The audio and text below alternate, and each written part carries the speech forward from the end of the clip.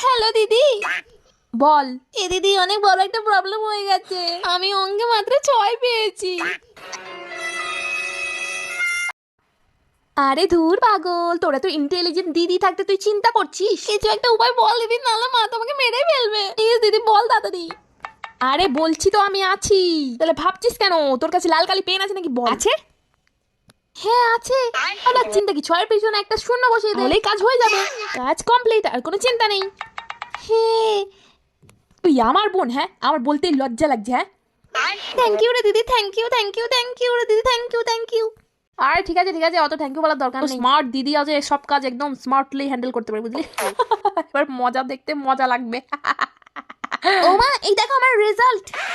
ও বাবা, না বলতে রেজাল্ট দেখাচ্ছে।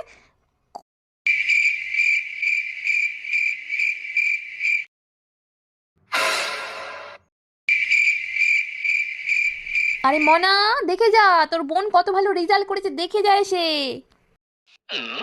লা লা লা লা লা। কত পেয়েছে মা? 60 পেয়েছে। 60। কতর মধ্যে?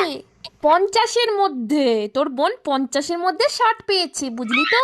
দেখ কত ভালো রেজাল্ট করেছে তোর বোন। আমি তো